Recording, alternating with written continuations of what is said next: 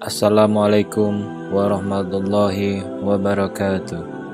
Selamat datang di Fadilah Sholawat TV channel. Jangan lupa untuk like, subscribe, dan aktifkan loncengnya agar senantiasa mendapatkan tausiah-tausiah terbaru dari channel kami. Marilah kita simak videonya sekarang. Assalamualaikum warahmatullahi wabarakatuh. Saudara yang dimuliakan Allah Subhanahu wa taala. Bulan Ramadan adalah hadiah dari Allah Subhanahu wa taala. Itu musim, kata ulama, musim ta'at. Musim ta'at. Allah Subhanahu wa taala tahukan kita sebagai manusia, sebagai orang manusia, banyak kesibukan kita. Kadang-kadang kita lalai. Walaupun kita terus-menerus menjaga salat, kadang-kadang lupa. Ya, perlu kita mengingatkan diri. Perlu kita mengingatkan muhasabah agar kita dekat lagi sama Allah Subhanahu wa taala. Seorang hamba mendekatkan diri kepada Allah Subhanahu wa taala, menambil kesempatan. Karena itu para salafus salih, mereka berdoa memohon kepada Allah Subhanahu wa taala agar Allah bertemukan mereka dengan bulan suci Ramadan. Bukan hanya di bulan Sya'ban, bukan hanya di bulan Rajab, bahkan 6 bulan sebelum bulan Ramadan. Bayangkan saudara, 6 bulan sebelum bulan Ramadan, mereka berdoa, Allahumma balighna Ramadan. Mereka berdoa, mereka bekerja keras untuk menyambut bulan suci Ramadan. Kenapa? Karena di bulan Ramadan itu ada rahasia luar biasa. Itu bulan Ramadan hadiah, gembira dari Allah Subhanahu wa ta'ala. Hanya di bulan suci Ramadan ini, seorang hamba bisa mendapatkan sertifikat dari Allah Subhanahu wa ta'ala bebas dari api neraka. Bayangkan, fi kulli laylah, setiap malam di bulan Ramadan, Allah membebaskan hamba-hamba dari api neraka. Di bulan Ramadan, Allah Subhanahu wa ta'ala menurunkan Al-Quran hudan linnas. Hudan linnas, petunjuk bagi seluruh manusia. Di bulan Ramadan, pintu-pintu surga terbuka. Pintu-pintu neraka tertutup. Artinya apa pintu-pintu surga terbuka? Pintu-pintu neraka tertutup. Kata ulama, artinya mudah sekali agar kita masuk ke dalam surga. Artinya perjalanan agar kita memasuki ke dalam surga itu mudah, gampang, sudah terbuka pintunya.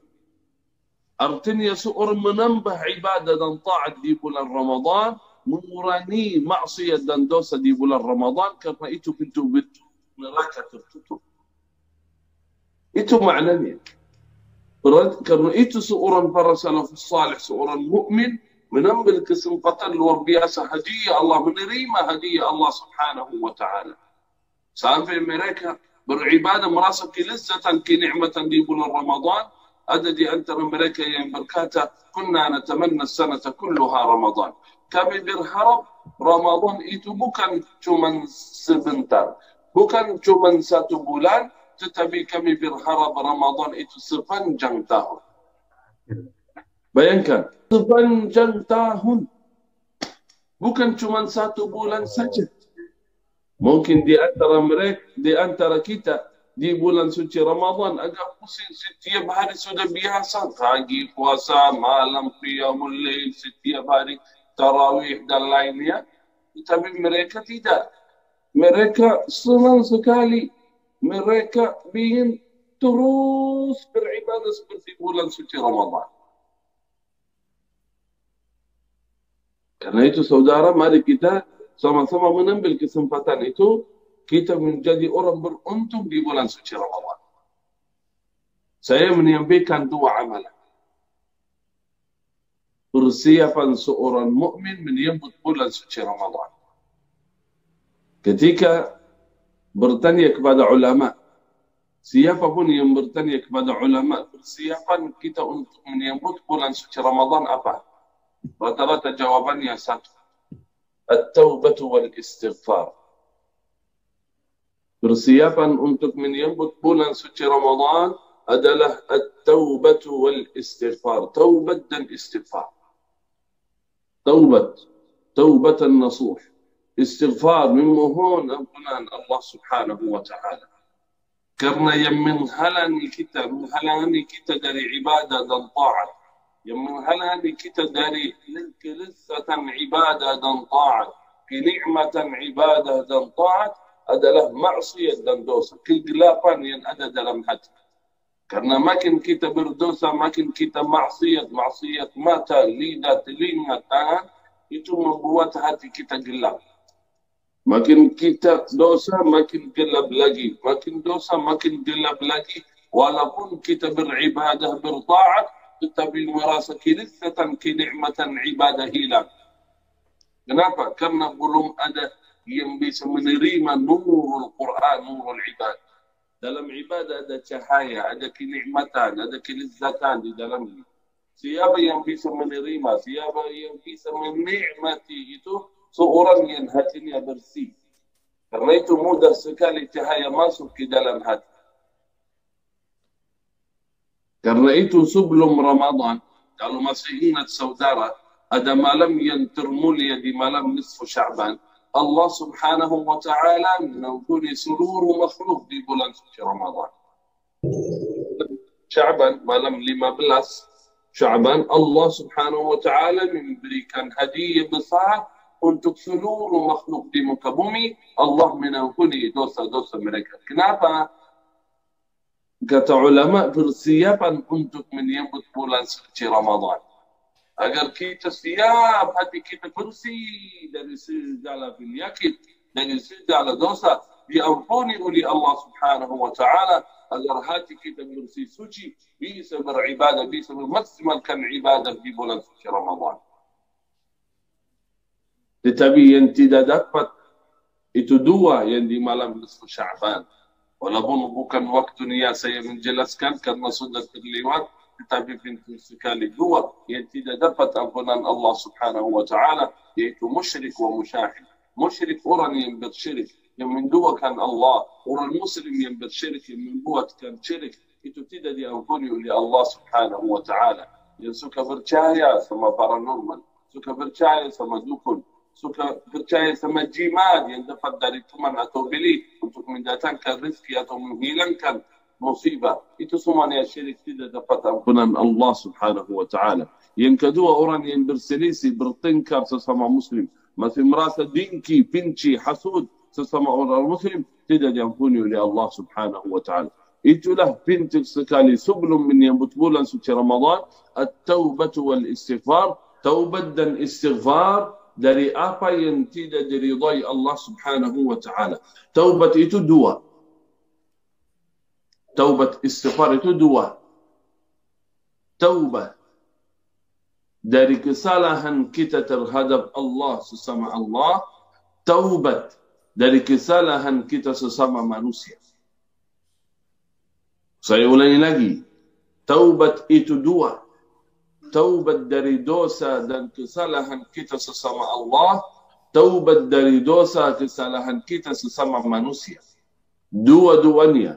Kalau kita ingin amalan salih kita diterima, kalau ingin kita mendapatkan kemuliaan Allah di bulan Ramadan, jika kita ingin mendapatkan keberkahan ampunan Allah di bulan suci Ramadan, kalau kita ingin mendapatkan kenikmatan di bulan suci Ramadan, kita ingin menerima hadiah besar Allah Subhanahu wa ta'ala di bulan suci Ramadan, Al-Quran, ibadah, puasa, salat, qiyamul lail, sedekah dan lainnya, harus kita membersihkan badan kita, membersihkan kehidupan kita dari dua, dari kesalahan dan dosa kita bersama Allah dan dari kesalahan dosa kita sesama manusia.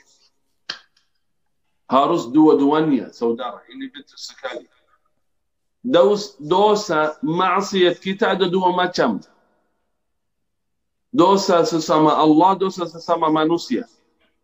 Kalau sesama Allah itu sudah tahu.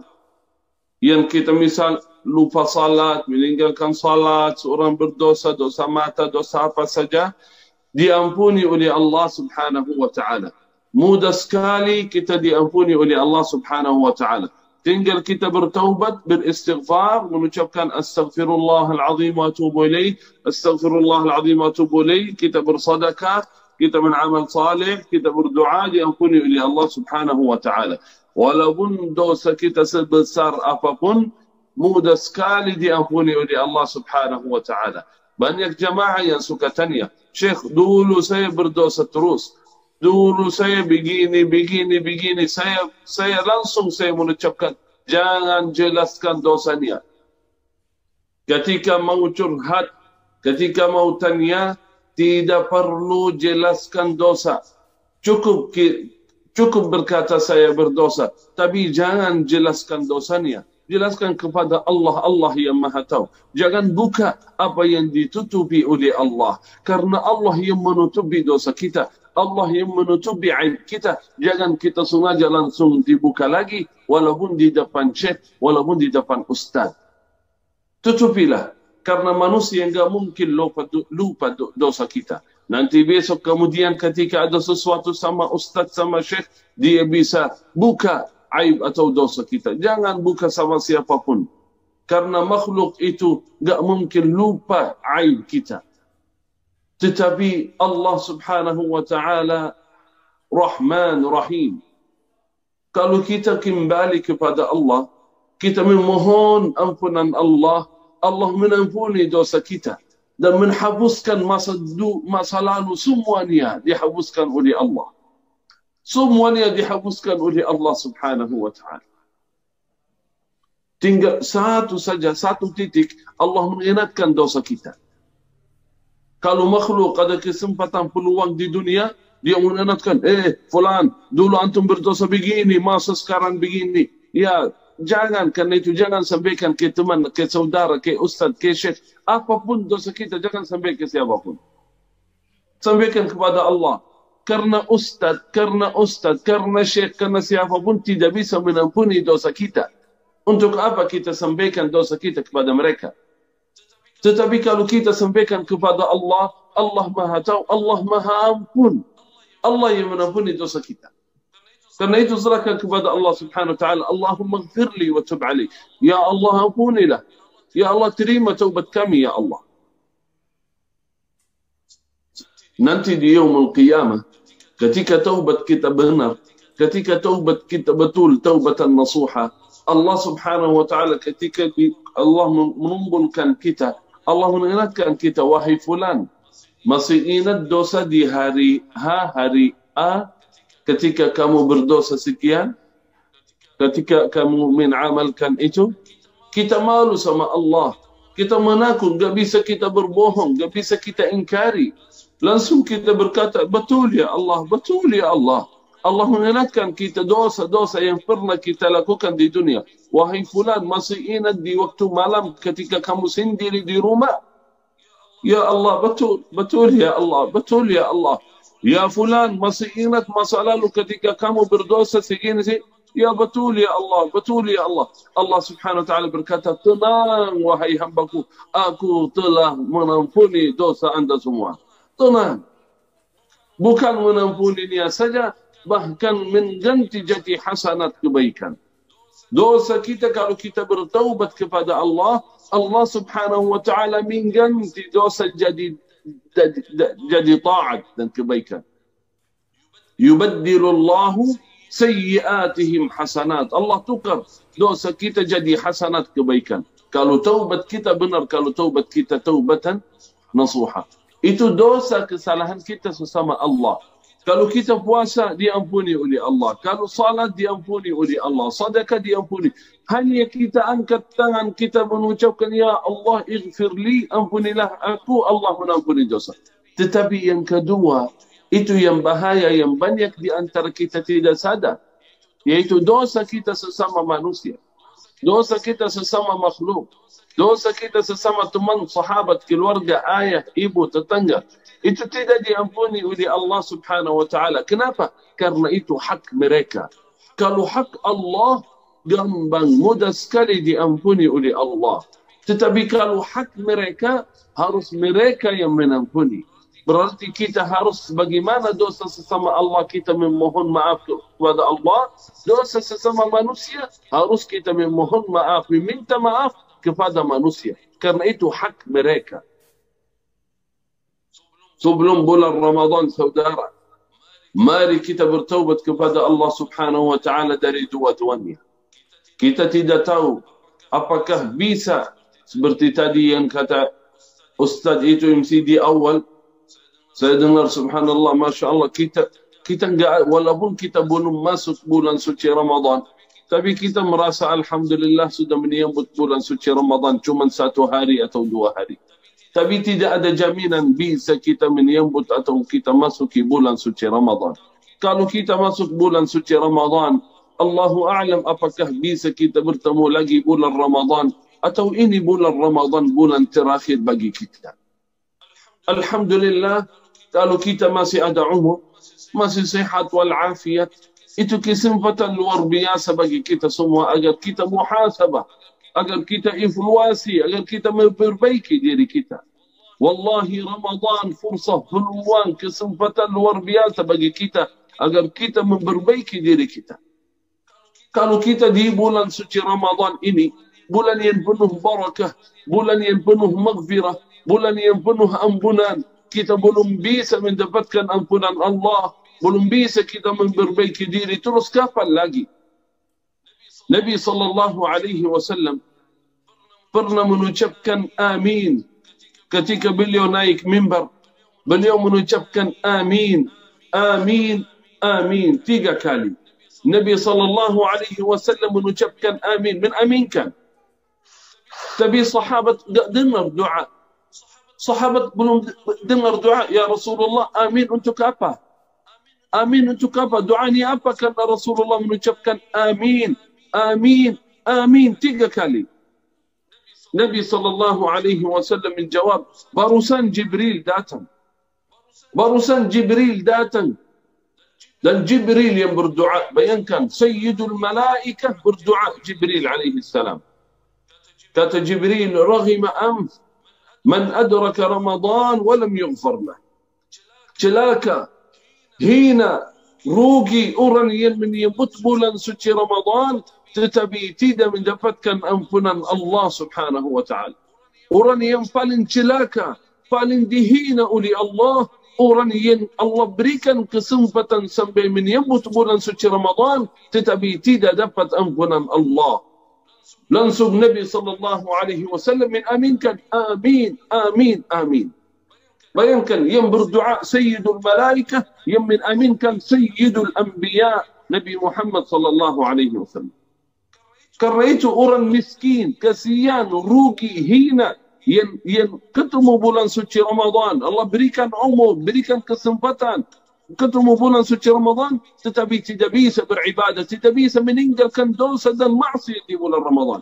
Kalau di bulan Ramadan belum bisa kita bertaubat kembali kepada Allah, di bulan Ramadan belum bisa kita menjaga salat 5 waktu, salat qiyamul lail, belum bisa kita jaga puasa, ibadah wajib bagi kita salah satu rukun Islam. Terus kapan lagi?